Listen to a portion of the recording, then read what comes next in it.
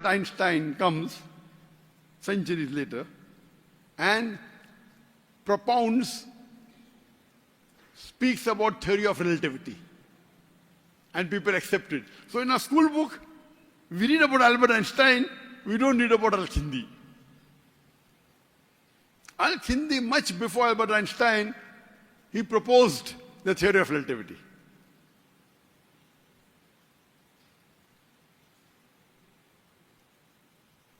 We know of the three brothers, Muhammad, Ahmad, Hassan Shakir, who at the degree of the Red Sea, they told the surface area of the earth at a time when people thought that the earth was flat. At a time when people thought the earth was flat, they said it is spherical. And they told the surface area of the earth at that time, centuries ago, which if you compare with today's knowledge, it's quite accurate, very close to it.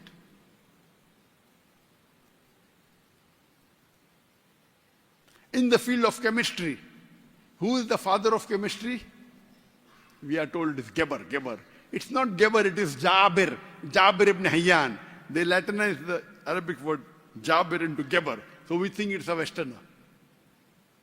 The father of chemistry is not Geber, it is Jabir ibn Hayyan.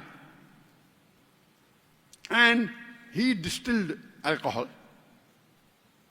And he used it from the Arabic word al-gul, meaning evil spirit. You're the first person who did it. He's called the father of chemistry. We know about Muhammad Zakaria Razi, who wrote the treatment of smallpox and measles. History and science tells us today that Ali ibn Abbas wrote 20 volumes on theory and practice of medicine. You know, very often we hear Avicenna, Aristotle of the East, Avicenna. It's not Avicenna, it's Ali ibn Sina. Avicenna sounds like a Western name. It's Ali ibn Sina. He was called as the Aristotle of the East. So there are umpteen examples when Muslims were on top of the world in science and technology. From the 8th to the 12th century and close to that, we were on top of the world. But today we look at the Muslims,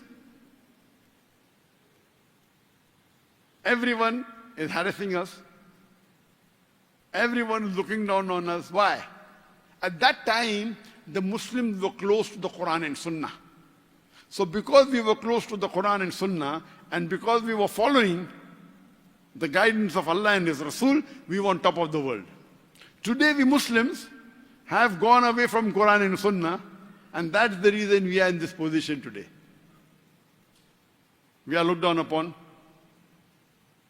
We are being harassed everywhere in the world.